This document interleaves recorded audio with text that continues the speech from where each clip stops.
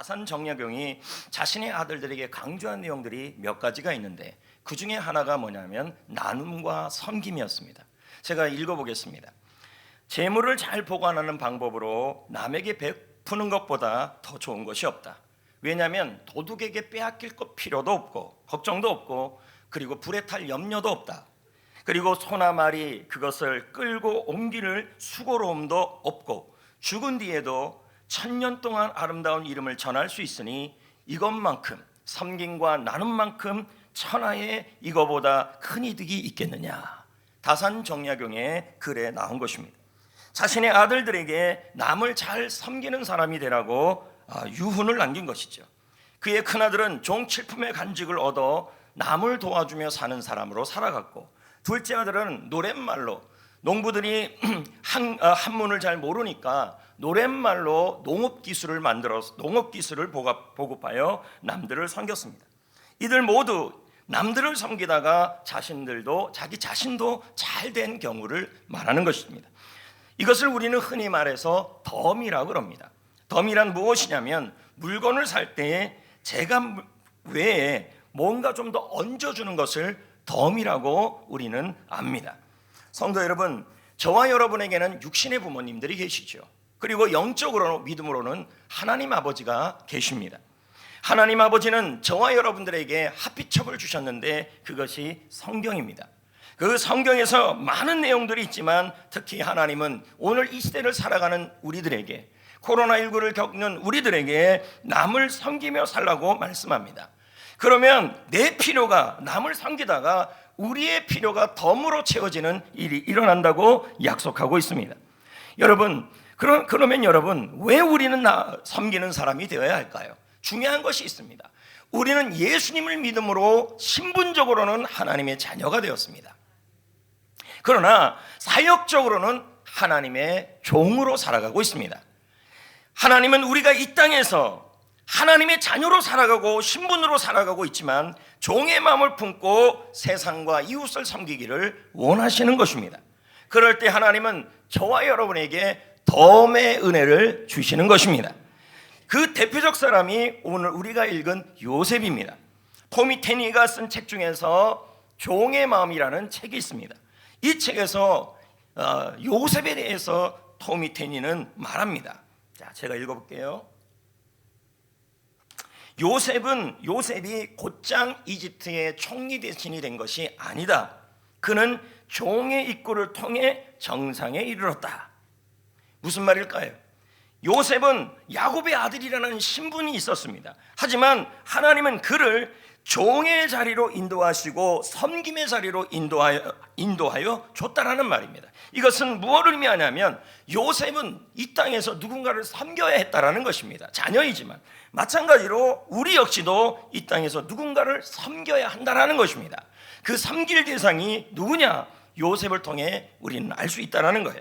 창세기 41장 54절 55절에 보면 요셉에 대한 이야기가 나와요. 근데 이 요셉이 기근 중에 흉년이 들었을 때 자기 민족이 아니에요. 유대인이 아니라 애굽에 있는, 이집트에 있는 모든 기근든 사람을 섬기는 게 나와요. 그게 54, 55절이에요. 읽어볼까요? 시작. 요셉의 말과 같이 7해 흉년이 들기 시작하매 각국에는 기근이 있었으나 애굽 온 땅에는 먹을 것이 있더니 애굽 온 땅의 굶주림에 백성이 바로에게 부르짖어 양식을 구하는지라.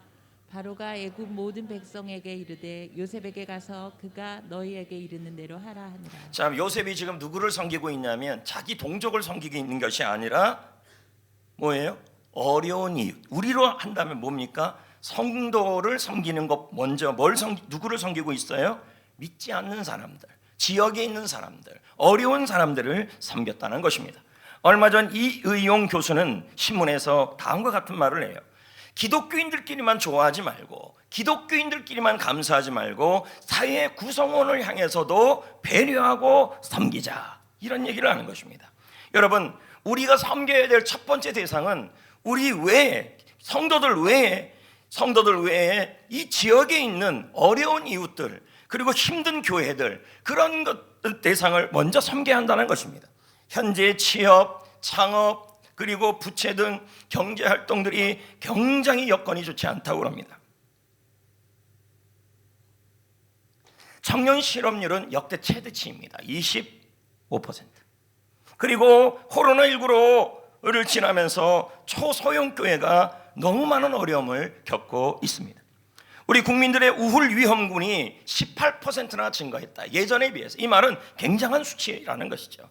근데 이 18% 중에서 자살을 하고 싶은 사람이 12%가 늘어났다는 것입니다.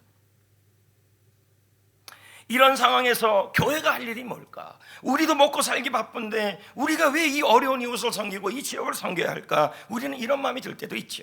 그러나 요셉을 통해 우리가 알 수 있는 것은 어려운 이웃과 힘든 지역의 사람들을 섬기는 일들이 바로 하나님이 우리에게 주신 종의 마음으로 해야 될 사역이라고 말하고 있는 거예요. 실제로 목회데이터 연구소 자료에 의하면 대부분의 기독교인 92%가 지역을 섬겨야 한다고 말합니다. 그래서 무엇을 섬기냐 그랬더니 노인학교, 그리고 불신자들도 말한다는 거예요. 노인학교를 섬겼으면 좋겠다, 취미교실을 섬겼으면 좋겠다, 지역을 잘 도와줬으면 좋겠다. 그리고 그런 일에 성도들도 참여할 의사가 있다는 것입니다. 현재 코로나 변종 바이러스로 우리는 공포감을 받고 있습니다. 오미크론, 헬라어의 알파벳입니다. 알파, 베타, 감마 다 나가다가 이러다가 여러분 마지막 알파와 오메가 바이러스까지 나오겠습니다. 계속 나오는 겁니다. 연일 원료는요 오미크론 감염 등을 다루고 있어요. 그러면서 우리에게 또 다른 두려움을 주고 있는 것입니다. 그래서 너무 걱정하고 있는 것입니다. 하지만 여러분 이렇게까지 패닉 상태에 빠질 이유는 없습니다. 전문가들이 말하기를 그 이유를 세 가지로 설명해요. 이 오미크론은 코로나19처럼 그렇게 증상이 세지 않다는 거죠. 약간의 두통과 증상이 아주 가볍다는 거예요. 둘째는 코로나19의 대응보다 오미크론의 대응이 훨씬 지금 전 세계적으로 빠르고 있다는 거예요. 세 번째는 백신을 조금만 변형시키면 오미크론 백신이 빨리 나올 수 있다는 것입니다. 더 놀라운 것은 코로나19로 인해서 치료제가 경구형 치료제가 나왔는데 그게 입에 넣으면 낫는 약인데 이게 시일이 좀 앞당겨졌다는 것입니다.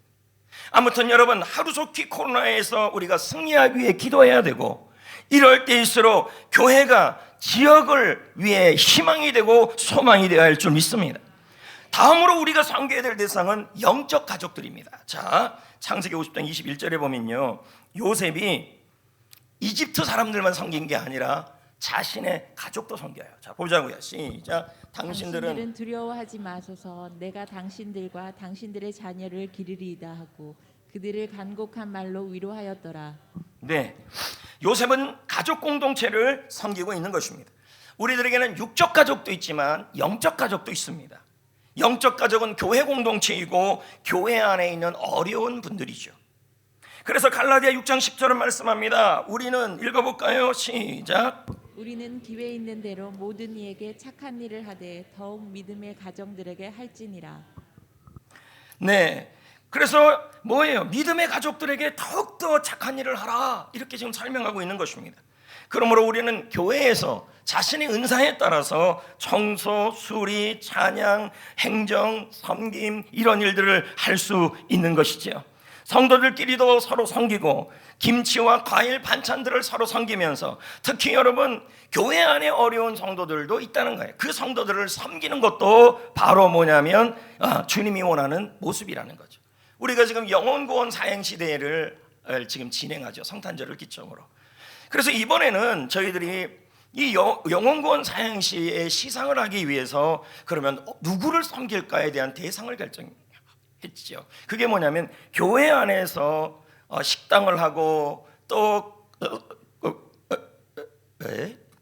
뭐 하고 뭐 이런 자영업을 하는 분들이 계시다는 것이에요. 외식업을 하는 분들이 그렇게 힘들게 하시는 그분들을 좀 섬기면 어떨까라는 그 마음으로 이 일에 우리가 지금 진행하고 있는 것이죠. 아무쪼록 여러분 종은 섬겨야 하지만 어떻게 섬겨야 하냐면 성도 여러분 즐겁게 섬기기를 축복합니다. 이왕 교회를 섬기고 이왕 어려운 이웃을 섬기고 이왕 여러분 지역을 섬길 때 여러분 억지로 하거나 또 여러분 우울하게 하지 마시고 즐겁게 섬기셔야 합니다. 4절 말씀을 읽어볼까요? 다 같이 시작. 그가 포디바가 요셉을 가정 총무로 삼고 자기의 소유를 다 그의 손에 위탁하니. 어떤 목사님이 이제 제가 아는 용인에 있는 목사님이 이제 방송으로 제 설교를 받는가 봐요. 목사님, 권 목사님 그렇게 하다가 쓰러진다고 설교를 소리를 그렇게 크게 지르. 근데 여러분 제가 조그맣게 하면 다 여러분 이제 익숙지도 않잖아요.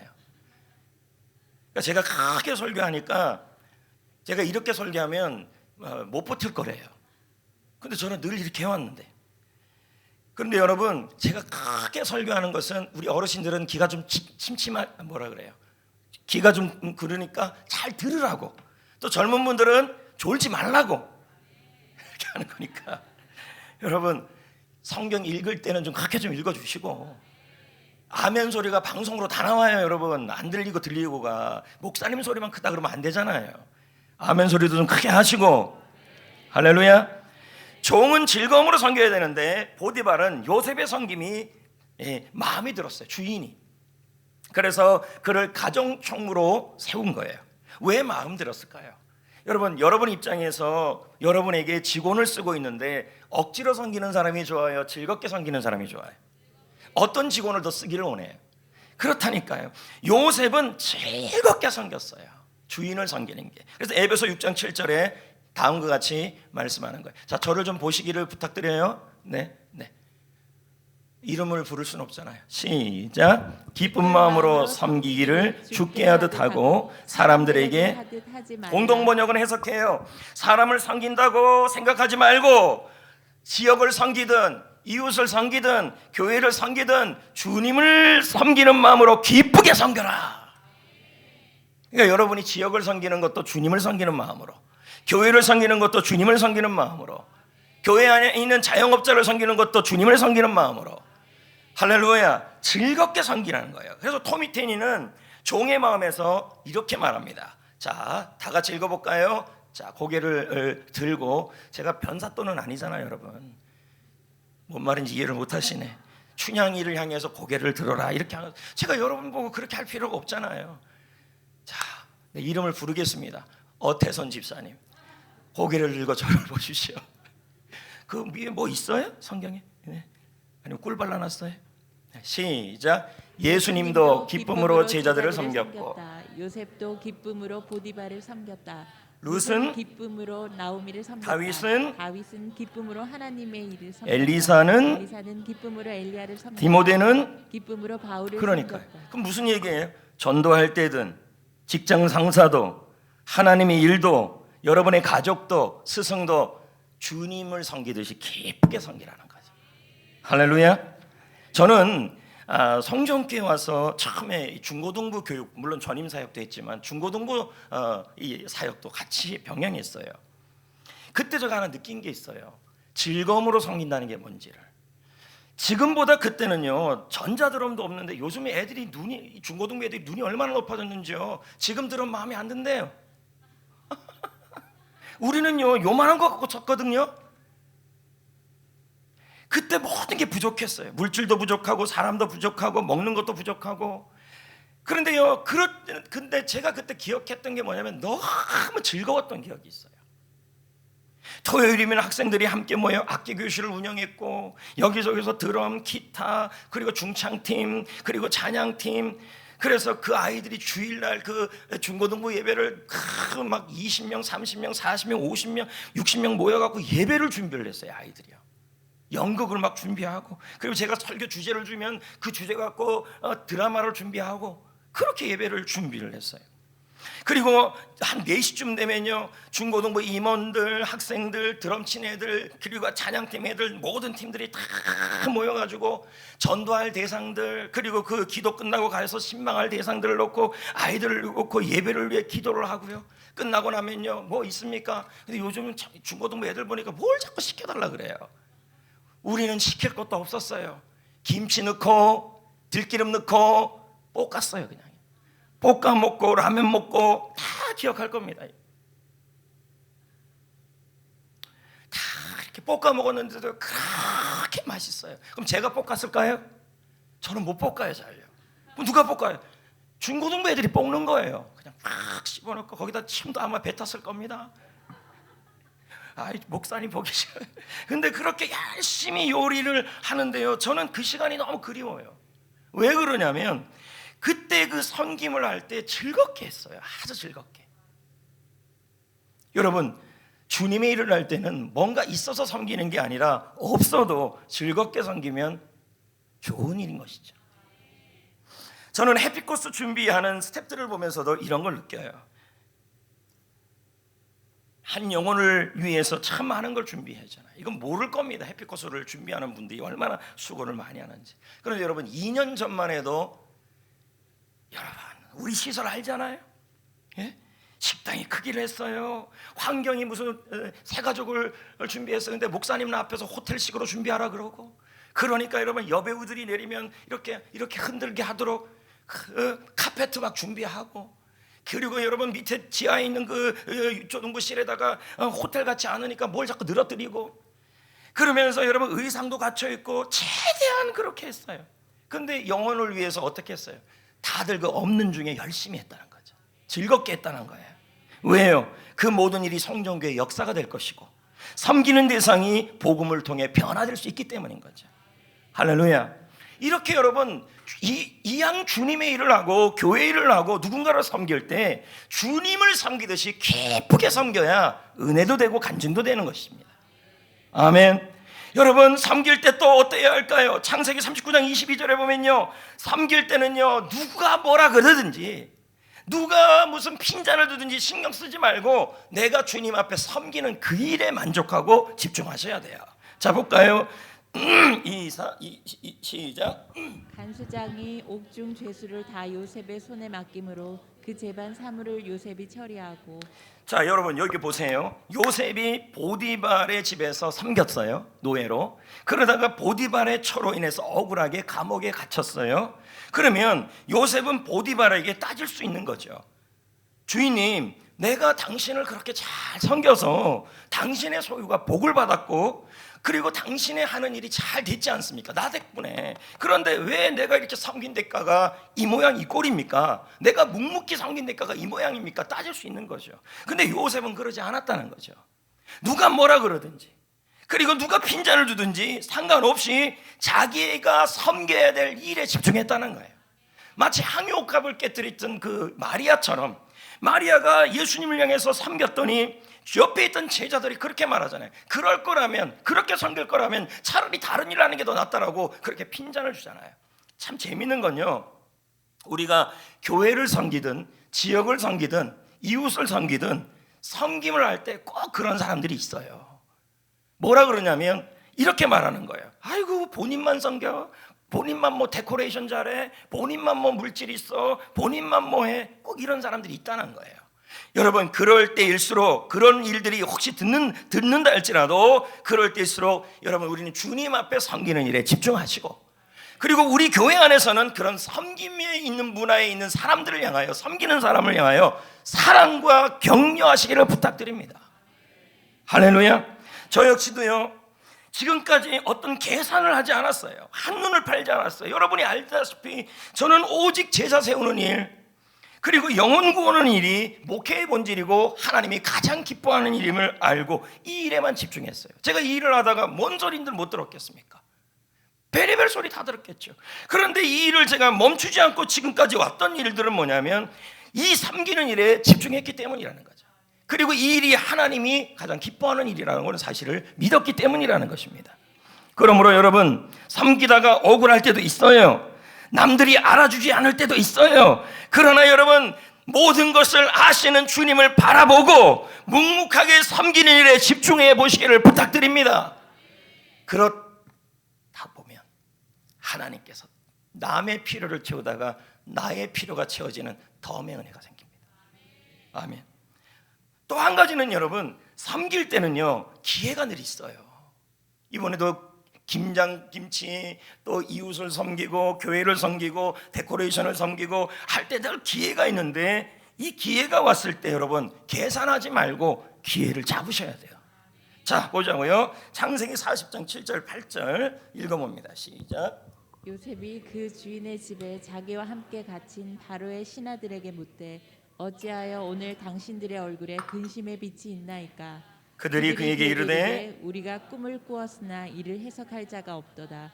요셉이 그들에게 이르되 해석은 하나님께 있지 아니하니까 청하건대 내게 이게 무슨 이르소서. 말씀이냐면 요셉이 지금 감옥에 들어갔어요. 억울하게. 근데 그 안에는 술간원장, 떡간원장, 정치범이 있었어요. 그래서 그런데 그들의 얼굴빛을 보니까 근심이 있는 거예요. 자, 요셉은 자기도 섬기는 게 힘든데 남이 근심이 있는 그것을 보면서 그 기회를 놓치지 않았다는 거예요. 여러분, 이 작은 섬김이 나중에 바로 왕 앞에 서는 기회가 되었어요. 무슨 말입니까? 섬길 기회는 인생 역전의 기회가 될 수 있다는 말이에요.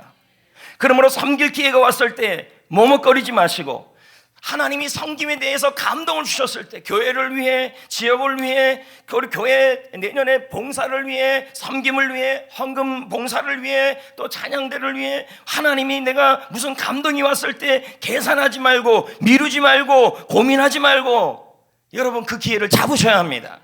그럴 때 하나님께서 덤의 은혜를 주시는 것입니다. 할렐루야. 우리 남성 셀 리더들이 어느 날 저를 찾아왔어요. 찾아오면서 하는 말이 교회 안에 눈이 좀 좋지 않은 분이 있는데 자기들이 좀 돕고 싶다고 그러더라고요. 남성 셀 리더들이. 그래서 제가 너무 그 마음이 감동이 되고 그 받는 분도 얼마나 감동이 될까 그 생각이 들었어요. 왜? 그분들에게 그 마음이 들었다는 것은 하나님이 감동을 주신 것이고 그것에 대한 기회를 주신 거예요. 섬길 기회. 근데 그 기회를 잡다 보면 뭐예요? 물질적으로도 어렵고 자기들도 좀 손해봐야 되고 근데 따지지도 않고 계산하지도 않고 미루지도 않고 고민하지도 않고 그 기회를 잡고 섬겨주신 거예요. 그러니 그분도 행복하고 본인들에게도 하나님이 주시는 덤의 은혜가 생겼다는 것이죠. 그 덤의 은혜가 뭘까요? 여러분 보세요. 내가 누군가를 섬기게 되면요, 누군가를 섬기고 교회를 섬기고 이웃을 섬기고 지역을 섬기게 되면요, 하나님은 그 사람을 형통하게 해요. 그 명확한 얘기예요. 자, 보자고요. 창세기 39장 2절 5절 읽어볼까요? 시작. 여호와께서 요셉과 함께 하심으로 그가 형통한 자, 그가 무슨 자가 됐대요? 형통한 자. 형통은 뭔데요? 여러분, 형통이란 말은 고난이 없는 게 아니라 고난이 있는데 그 고난을 뚫고 승리하는 거예요. 그러면 무슨 의미예요? 위기가 기회가 된다는 말이에요. 그러므로 여러분, 우리 교회가 이 코로나 시국에 지역의 어려운 학생들, 어려운 교회들, 어려운 이웃, 그리고 선교사님들, 개척교회들을 섬기는 것이 바로 여러분의 사업장과 여러분의 직장과 여러분의 하는 일에 하나님의 위기가 기회로 바꾸는 기회가 된다는 말이에요. 형통. 할렐루야. 예를 들면 이런 거죠. 이제 남편이 막 감동을 받은 거예요. 그래, 이번에 지역의 어려운 이웃들을 좀 섬기자. 감동이 막 받은 거예요. 그럴 때 뭐예요? 배우자가 또 가족이 함께 동참해 주는 거, 그게 뭐예요? 하나님이 덤의 은혜를 주시는 거라는 거예요. 덤의 은혜를 주려는 거예요. 덤은 뭐예요? 은혜는 뭐예요? 형통이라는 거죠. 뭐예요? 위기가 있어도 그 위기가 기회가 되고 고난이 있어도 그 고난을 뚫고 가서 하나님이 복을 주시고 승리케 하여 주신다는 말이에요. 여러분의 사업장에 형통이 있기를, 크게요, 사업장에 형통이 있기를, 일터에 형통이 있기를, 하는 일에 형통이 있기를, 지금의 위기가 기회가 되기를 하나님이 그렇게 만들어줘요. 누구한테? 섬기는 사람에게. 그래서 조정민 목사는 말합니다. 부족해도 돕는 것은 돕는 것이고 부족해서 주는 것은 진짜 돕는 것인데 내가 남아서 나누는 것은 재고정리이다. 여러분, 우리 교인들 중에서 어느 성도가 남아서 주는 사람이 어디 있습니까? 모두들 다 뭐예요? 부족하지만 섬기는 거죠. 시간이 부족하지만 섬기는 것이고, 건강이 부족하지만 섬기는 것이고, 물질이 부족하지만 섬기는 거예요. 우리 교회 성도들 다 그렇습니다, 여러분. 그러면서 조정민 목사가 계속 말하잖아요. 인생의 가장 큰 신비는 남의 문제를 해결해 돕다가 어느새 내 문제가 덤으로 해결되는 것이다. 뭐예요? 형통이에요. 위기가 기회가 되는 거죠. 계속 읽어보겠어요. 인생의 가장 큰 복은 남의 필요를 채우다가 내 필요가 덤으로 채워지는 것이다. 하나님이 뭐라 그랬어요? 주라! 그리하면 후히되어 넘쳐 안겨주리라. 할렐루야. 여러분, 나누고 섬기는 사람은, 나누고 섬기는 성도는, 나누고 섬기는 모든 성도들은 하나님이 후히되어 넘쳐서 덤으로 주신다는 거예요. 형통을 주셔요. 그래서 여러분, 코로나 시국에 교회들이 다 위기가 있을수록 우리 교회는 더 뭐 해야 돼요? 섬기는 교회, 나누는 교회 되면 여러분 그것이 여러분을 형통케 한다는 거죠. 아멘. 여러분 두 번째, 여러분 형통하는 사람의 주시는 덤의 은혜는 뭐냐면 사람에게 은혜를 받게 해요. 사람이 여러분을 돕게 만들어요. 여러분 직장이든 사업이든 가정이든 학교 생활이든 결국 사람이 여러분을 도와주면 일이 풀리는 거 아니에요. 사람이 마음의 문을 열고 그 사람이 도와주는 일이 일어난다는 거죠. 4절 볼까요? 시작. 요셉이 그의 주인에게 은혜를 입어 섬김에 그가 요셉을 가정 총무로 삼고 자기의 소유를 다 그의 손에 위탁. 여러분 요셉은 이렇게 잘 섬기는 사람이었어요. 그랬더니 어떻게 해요? 섬김의 자세로 일을 했더니 보디발에게 은혜를 받게 해요. 만남의 복이죠. 저 역시도 제자 훈련으로 지금 섬기고 있어요. 이 섬김을 통해 누린 가장 큰 복이 하나 있어요. 그게 뭐냐면 만남의 복이에요. 제자 훈련을 통해서 세워진 평신도 동역자들 한 명 한 명들이 모두 귀하고 또 기도의 동역자, 전도의 동역자, 사역의 동역자, 많은 동역자들이 있다라는 것입니다. 드러나진 않지만 조용히 뒤에서 기도하고 섬기는 동역자들, 제자 훈련을 통해서 좋은 남편, 좋은 아내, 좋은 자녀가 되는 것을 보게 되는 것입니다. 그럴 때 제자 훈련을 섬기는 이야말로 가장 축복의 만남을 주는 것이라는 생각이 저절로 드는 것이죠. 오늘 3부 예배 때 우리 2단계 학신반 수료식을 합니다. 40여 명이 섬기는 거죠. 셀리도, 예비리도, 어떤 분은요 같은 제자 훈련을 10번 이상 들어오는 분도 있어요. 예. 그런데도 여러분 저 같으면 전 성령교회 안 다닐 것 같아요. 왜요? 뭔 놈의 제자 훈련을 계속 받으라 그러니까. 뭔 놈이라 해서 죄송한데 제자 훈련을요. 저 같으면 그러니까 저 같으면이지 여러분 같으면은 아니고요. 저 같으면요 단교회 가요. 왜 그래요? 뭐 받았는데 또 받아라 그러고. 그 제가 그러잖아요. 본인만 받아요? 케어해야 될 거 아니에요? 그러면 또 그걸 순종하고 들어와요. 저 같으면 이 교회 안 다닌다니까요. 야 정말 훌륭해요. 근데 다 한 성격들 하잖아요. 근데 어떻게 그렇게 잘 순종하는지 몰라요. 세론들을 섬기기 위해서 들어와서 같이 했습니다. 하나님께서 이분들에게 큰 변화를 주신 거죠. 그래서 지금 잠깐 간증을 보여줄 것인데요. 앞에 2명은 확신반에 대한 간증, 뒤에 2명은 내적 치유 수양에 대한 간증이에요. 한번 보자고요. 확신반 김서희. 확신반 하기 전 나의 모습. 확신반을 한다고 하여서 처음에는 확신반이 무엇인가 궁금하기도 하고 기대감이 생겼습니다. 한편으로는 주일마다 쉬고 싶고 시간을 뺏기는 것에 대한 힘듦도 있었기에 내가 잘할 수 있었을까 걱정도 되고 아직은 믿음이 부족한 저에게 하루하루는 불평이 가득한 나날이었습니다. 빠듯한 회사 일과 아이들이 커가면서 생기는 양육의 힘듦이 매일을 우울하고 즐겁지 않은 저로 만드는 것 같았고 교회에 나오지만 성경을 많이 읽지도 않고 기도하는 제 모습을 보기가 어려웠습니다. 확신반 이후 변화된 모습. 목사님과 함께 공부를 시작하고 말씀을 보기 시작하면서 감사하는 하루를 살게 되었습니다. 우울하다고 생각이 들 때에도 책을 읽고 칭찬과 감사로 시작하는 하루는 저에게 또 다른 기쁨을 주었습니다. 회사에서도 일이 잘 안 될 때 할 수 있다는 자신감이 생겼고 아이들에게는 짜증내는 엄마가 아닌 아이의 입장에서 칭찬과 격려로 다독일 줄 아는 사람이 되려고 노력했습니다. 그러다 보니 확신반 가는 날에는 무슨 일이 있든 시간을 맞추려고 노력을 했고 목사님의 얘기를 듣고 집에 올 때의 마음은 희망과 기쁨의 마음으로 바뀌어 있었습니다. 확신반을 하고 나서 주님에게 기도를 하게 되는 제 모습을 보았고 감사하는 마음이 매일을 선물같이 변화시켜 주었습니다. 저는 사실 하나님을 믿으면서도 은혜 받는다는 것을 잘 몰랐는데 확신반을 하고 나서 저에게 독립의 힘도 길러주셨고 감사하는 마음은 저에게 정말 큰 힘이 됩니다. 아직은 많이 부족하고 어렵고 포기하고 싶을 때도 많았지만 훈련을 할수록 제 안에 강함이 커진다는 것을 느낍니다. 확신반 이후의 결심. 항상 교회를 잘 나오고 셀 모임도 잘 해야지 하고 매주 생각하지만 잘 안 되는 저를 봅니다. 하지만 목사님 말씀처럼 확신반을 하고 나서의 저는 정가에 다른 저로 거듭나야 한다고 생각합니다. 믿음이 커지는 저를 보면서 주님께서 저를 인도해 주시는 걸 알았습니다. 감사로 시작하는 하루가 얼마나 큰 변화를 주는지 긍정적인 힘을 또 한 번 배웁니다. 앞으로 남은 학심반 수업 잘 들어서 믿음이 강해질 수 있도록 노력하고 기도를 많이 해야 되겠습니다. 감사합니다. 안녕하세요. 송정교회 순종쓸 성도 김영교입니다. 확신반전 나의 모습.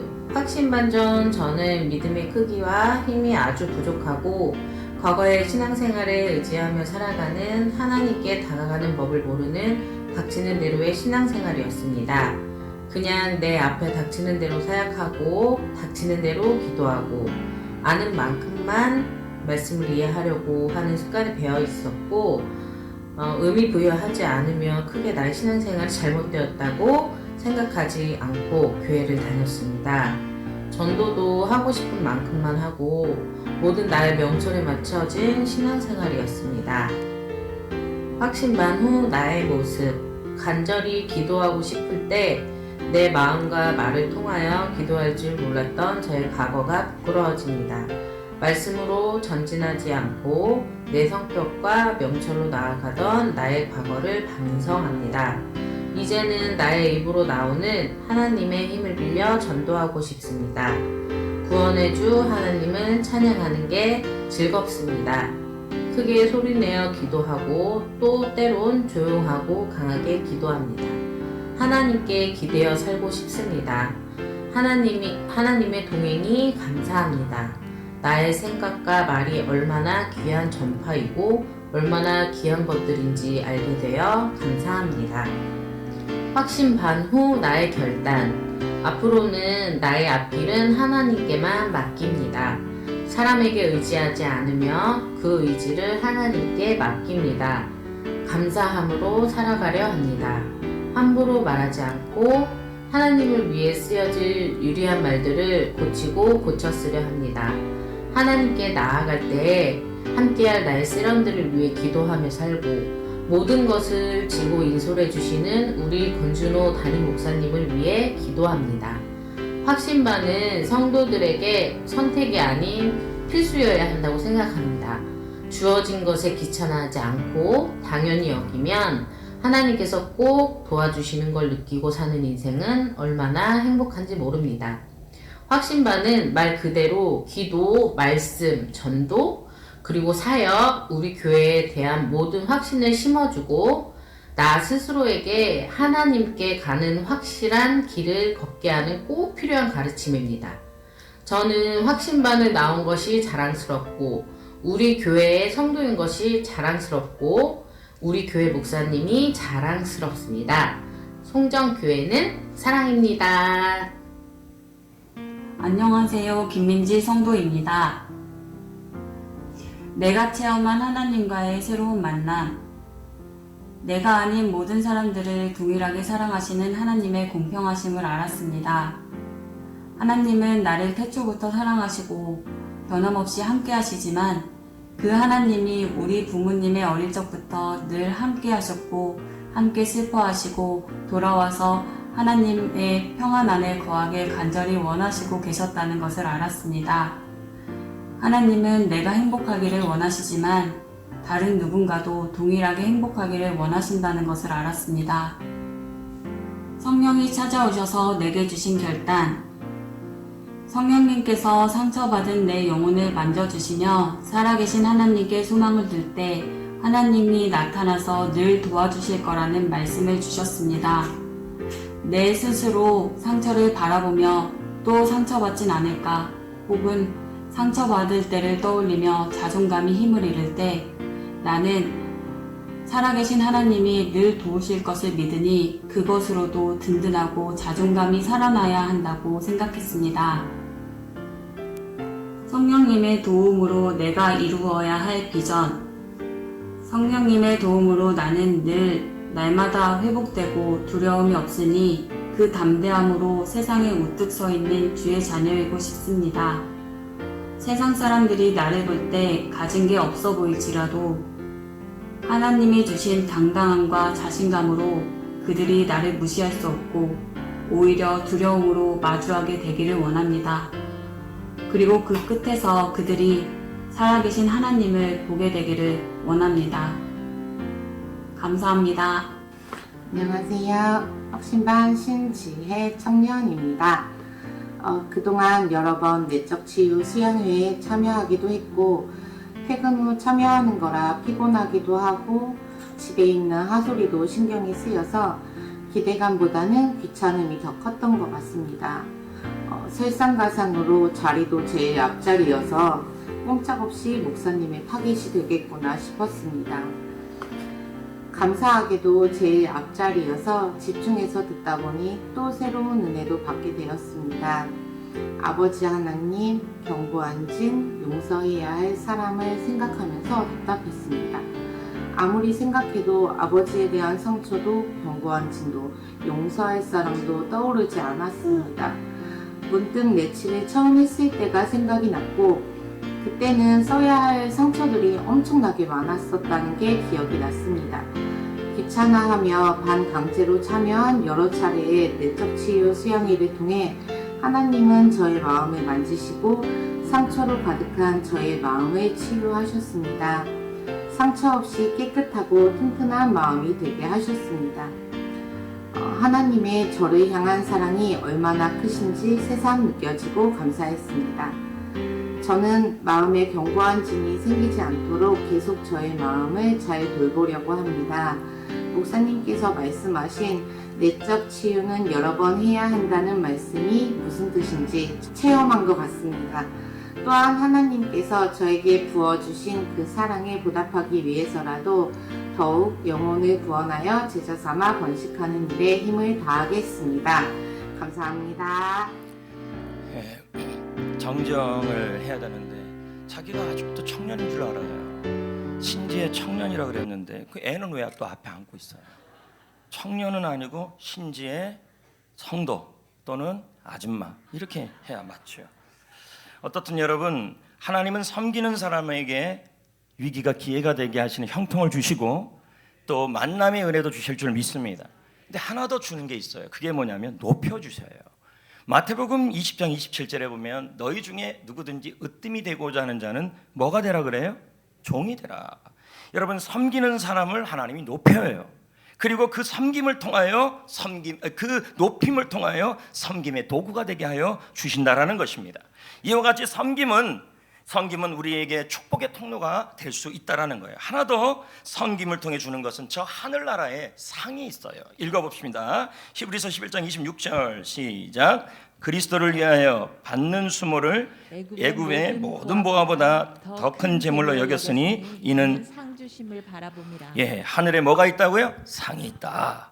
이와 같이 하나님은 섬기는 사람에게 지역을 섬기고 불우한 이웃을 섬기고 지역 자영업자들을 섬기고 장애우를 섬기고 교회의 어려운 이웃을 섬기고 교회를 있는 교회에서 섬기는 그 사람들에게 후위되어 주신다. 덤의 은혜를 주시는데 형통을 주신다. 그 위기를 뚫고 가서 승리하게 만들어 주시고 만남의 은혜를 주시고 그 사람을 높여 주시고 천국에서 상급을 누리게 하여 주시는 거예요. 성도 여러분, 하나님은 주는 자의 편입니다. 아브라함과 롯도 그랬습니다. 그들은 서로 소유물 때문에 서로 갈등이 있었어요.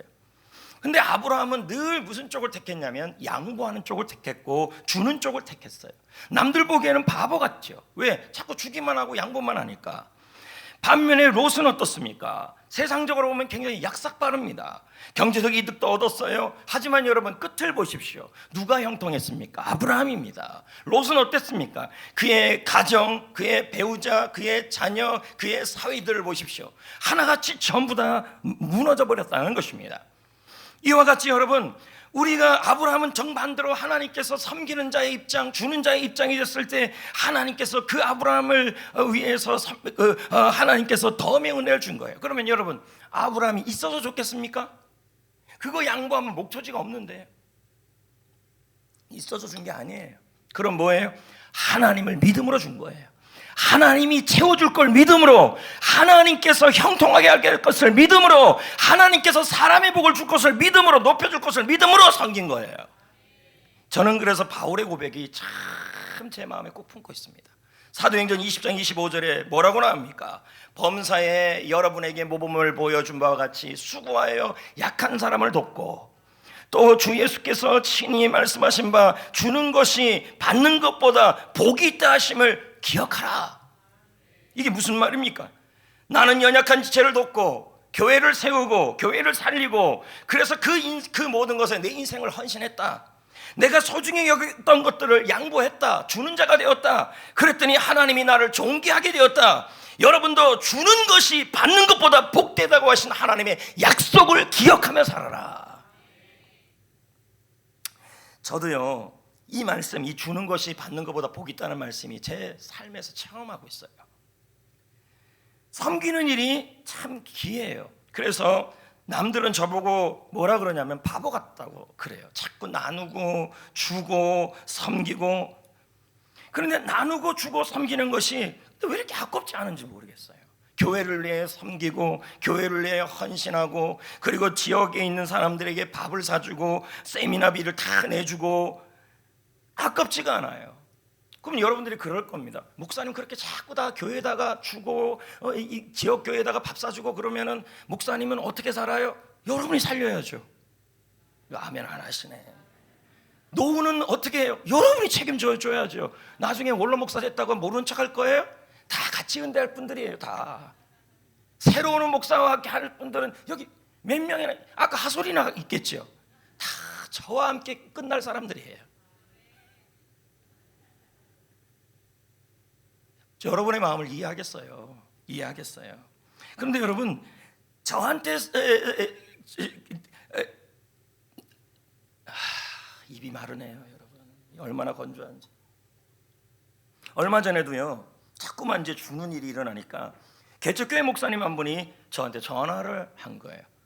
공 목사님, 송정교에서 남는 노트북이 있어요? 뭘 남는 노트북이 있어요? 저도 대빵만한 걸 쓰고 있는데 사실 여러분 요만한 거 써야 됩니다.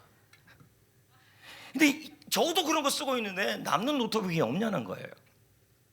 그래서 없다 그랬어요. 그럼 더 말할까 봐 끊었어요. 해달라 그럴까 봐. 근데 제가 끊고 나니까 이런 마음이 드는 거예요. 저 목사님이 이거 한번 전화하기에 얼마나 많은 고민을 했을까? 오죽했으면 했을까? 이런 생각이 들었어요. 그래서 다시 전화해서 그랬어요. 그러면 노트북 값 내주겠다. 그래서 그 교회에다 노트북을 해줬어요. 자, 그럼 보세요. 그 교회가 우리 교회를 위해 저를 위해 얼마나 기도하겠어요. 그 노트북 쓸 때마다. 이분들이 왜 이렇게 가만히 꿀먹은 벙어리 같이. 또 이런 일도 있었어요. 목사님들과 이제 식사하는 자리가 있어서 식사하러 갔는데 하필이면 그 식당에 낙엽 선풍기가 너무 좋은 게 있는 거예요.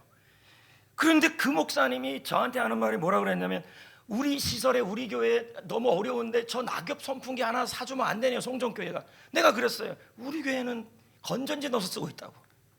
우리 교회는 더 조그만 거 쓰고 있다고. 택도 없는 소리 하지 말라고 하고 밥 먹고 밥도 내가 샀지만 먹고 왔는데 자꾸만 하루 지나고 이틀 지나고 3일 지나고 4일 지나는데 오죽하면 나한테 그 말을 했고 오죽하면 하필이면 그 자리에 그 선풍기가 있었을까.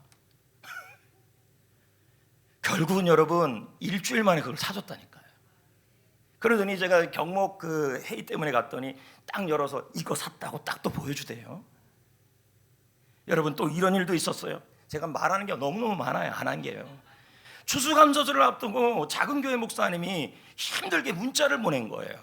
우리 교회가 쌀 많다고 소문이 났는지 어떤지 쌀 3포대 주면 안 되네요. 그래서 제가 왜 전화를 했어요. 쌀 없다 우리 교회도. 우리도 쌀 없다. 그랬더니 왜 그러냐 했더니 교회가 추수감사절도 해야 되고 성도들도 섬겨야 되고 이웃도 좀 섬기기 위해서 쌀을 달라는 거예요. 그래서 제가 그랬어요. 쌀 없어요. 안 돼요. 그리고 끊었어요. 근데 끊고 나니까 또 한쪽의 마음이 저분이 오죽하면 저 나이 많으신 목사님이 저한테 문자를 했을까 하고 생각하다가 결국은 여러분 쌀 한 포대가 뭐 5만 원 하잖아요. 20kg가.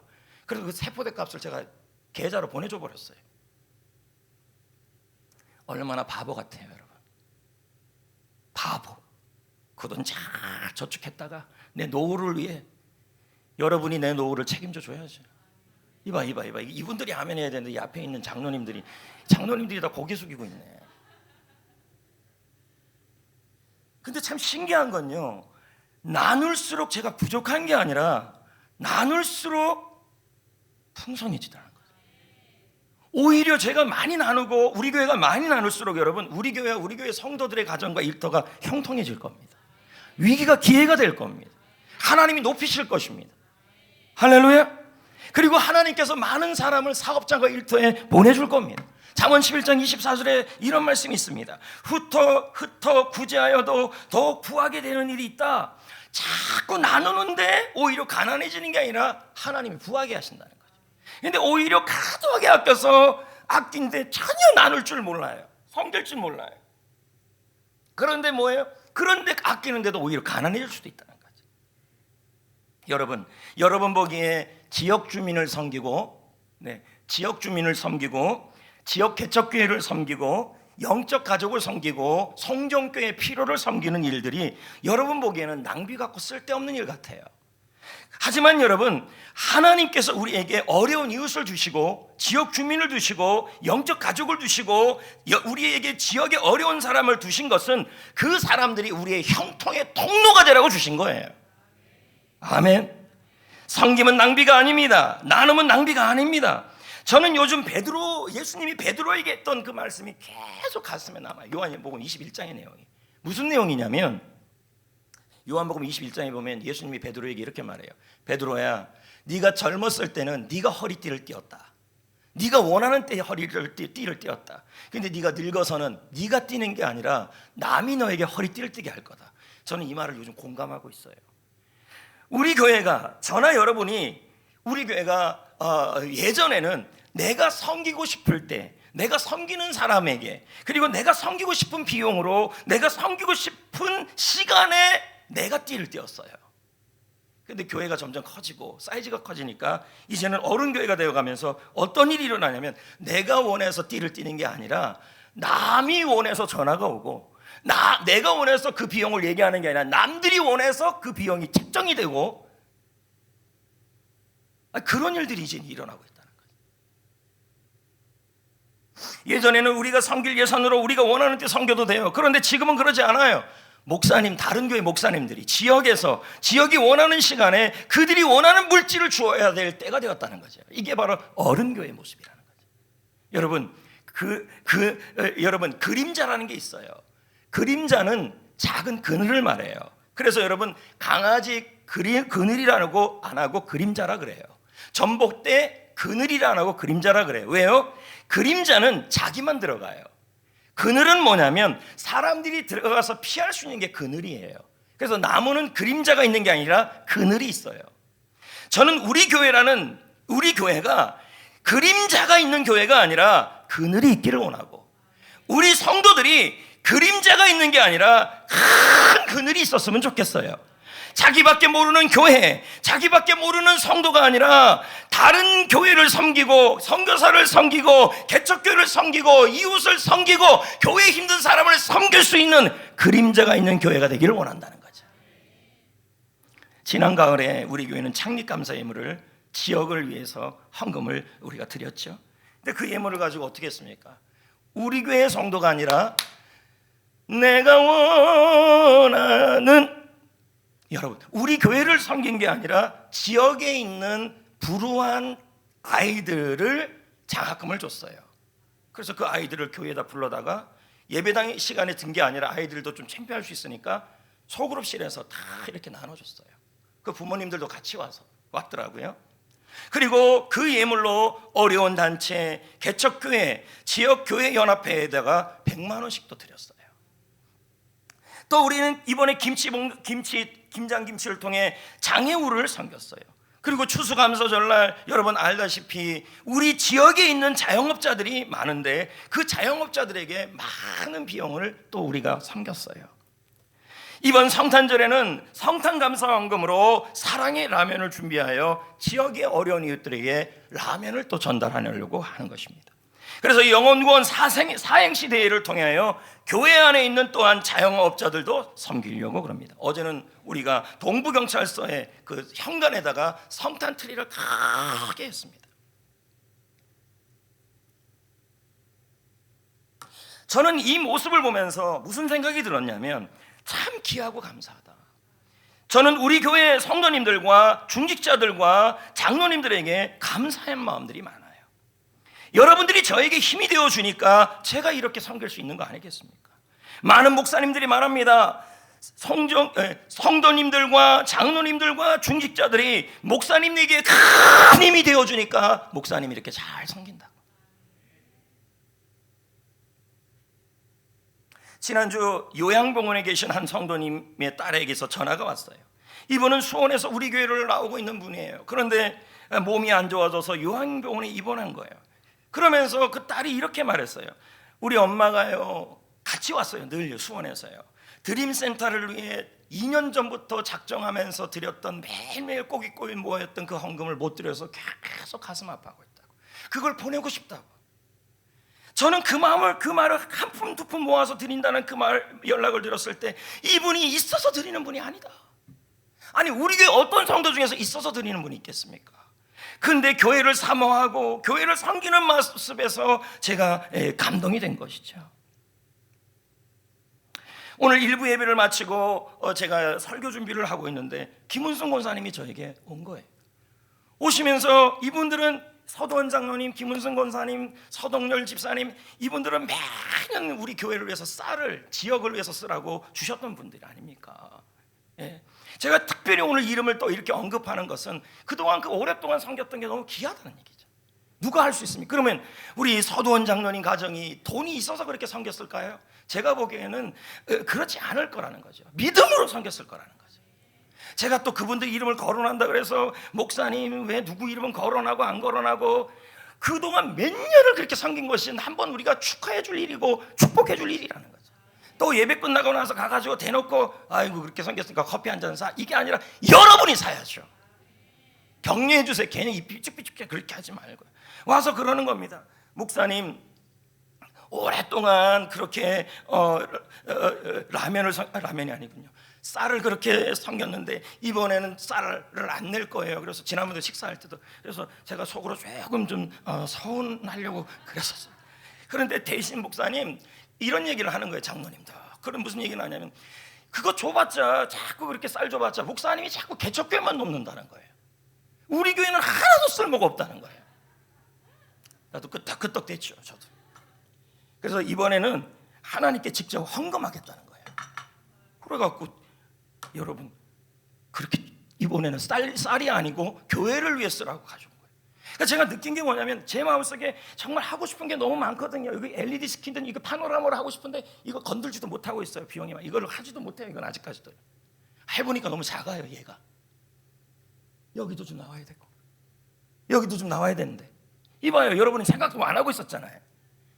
좀 더 컸으면 좋겠는데 근데 여기 말고 쓸 데가 좀 많다고요.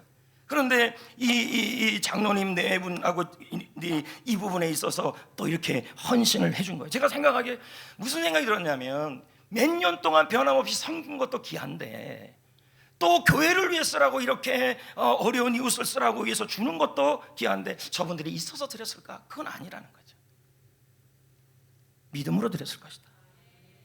할렐루야. 여러분 저는요 지금 이렇게 섬기면서 우리 장로님들, 우리 권사님들, 안수 집사님들, 성도님들 이 교회에서 이렇게 잘 섬기는데요. 지난주에 목사님들이 매일매일 스케줄이 있었어요. 우리 교회 매일매일 와가지고 커피를 제가 얼마나 사준지 몰라요. 근데 그분들이 그런 말, 왜 평일날 성도들이 이렇게 많냐는 거예요. 제가 그랬습니다. 우리 성도님들이 왜 이렇게 많냐면 교회를 다 섬기는 분이라고. 그러면서 이런 말을 해요. 내가 목사님들이 저한테 그런 말을 내가 여태까지 용인기독교 총연합회에서 많은 일을 했지만 내가 권준호 목사하고 송정교회를 나쁘게 얘기하는 사람을 보질 못했다는 거예요. 밥을 사줘서 그런 말을 하는지 한 번도 송정교회에서 나쁜 얘기를 한 적이 없고 그리고 목사님에 대해서 나쁘게 얘기한 사람이 없다는 거예요. 여러분이 저를 나쁘게 얘기하지. 저도 나가면 괜찮아요. 제가 새삼 느끼는 게 뭐냐면 하나님 앞에 제가 이웃과 지역과 교회와 남을 섬기는 일을 우리 교회가 하니까요 하나님이 우리 교회와 우리 교회 성도들과 우리 교회 속에서 일어나는 사업장들에게 형통을 주시고 위기가 기회가 되게 하여 주시고 저도 높여주시고 여러분도 높여주시고 주위에 사람이 많아지게 한다. 여러분 제 간증에서 그렇지만 제 주위에 사람이 많아요. 저를 얼마나 좋아하는지 아세요? 사람들이요. 여러분이 저를 싫어하지 나가면 다 좋아요. 그러니까 좀 나가보세요. 저에 대해서 어떻게 얘기하는지. 그리고 자꾸 제가 높아져요. 우리 장로님도 그 기도하지만 세계적으로 쓰이게 해달라고. 아직 거기까지는 아닌 것 같은데. 이번에 여러분 그 경강선이라고 지하철이 저쪽 저기 거시기까지만 들어와요. 용인까지만. 근데 이게 시민단체에서도 내려놨어요. 왜냐하면 여야의 눈치를 보는 거예요. 시장 눈치 보고 누구 눈치 보고 아무도 안 나서는 거예요. 우리 지금 이 처인교회 개발을 위해서는 천리시티에도 지하철이 들어와야 되고 이동 송전에도 지하철이 저 숲에도 한숲에도 서고 이렇게 해야 돼. 근데 이게 계획이 있었는데 여야 알력 때문에 잘 안 됐어요. 근데 여러분 목사님들이 추진위원회가 생겨가지고 예배를 드렸는데 여기 시민단체들이 다 왔어요. 왔는데 뭐라 그러냐면 교회가 나서서 너무 고맙다. 처인구 발전을 위해. 제가 거기에 상임 고문입니다. 결국 돈 내라는 얘기입니다. 무슨 생각이 드냐면 우리가 이렇게 섬기고 낙하고 이 모든 일을 할 때 하나님은 우리를 형통하게 하고 도와준다는 거죠. 얼마 전에 처인구 장애우 복지센터에서 한 해 동안 성전교회가 잘 섬겨주셨다고 영상을 따로 제작해서 보내주셨어요. 잠깐 봅시다.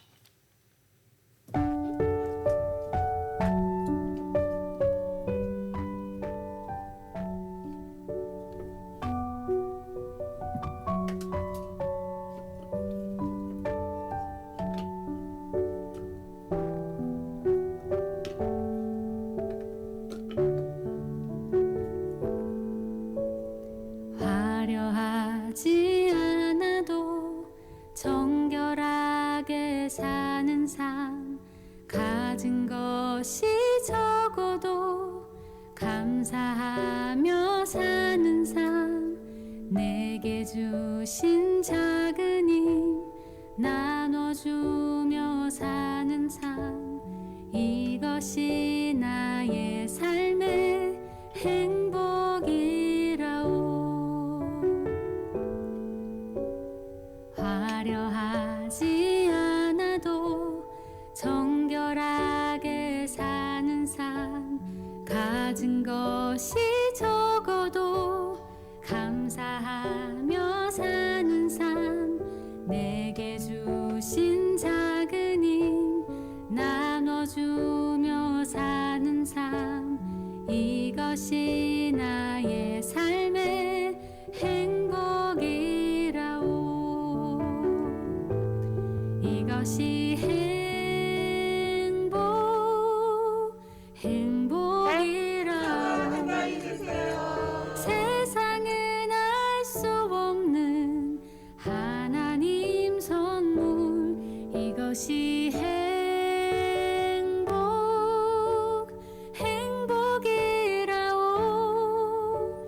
하나님의 자녀로 살아가는 것, 이것이 행복이라오.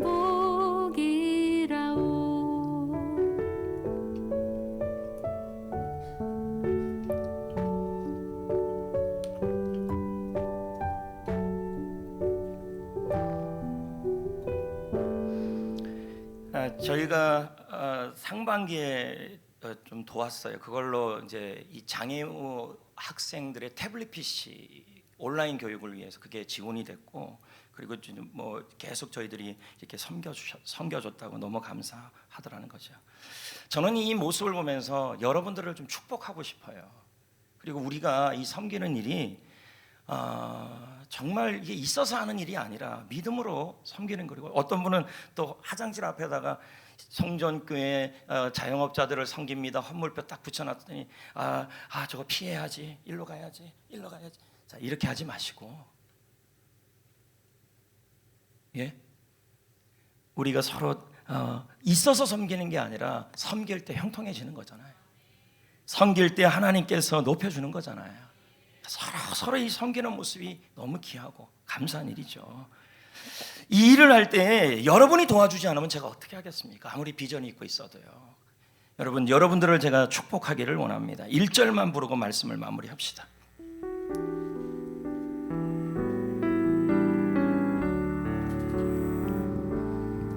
하나님 앞에 아름답게 서 있는 당신을 축복합니다. 하나님만을 사랑하며 사는 당신을 축복합니다. 어느 때나 하나님을 감동시키는 당신을 축복합니다.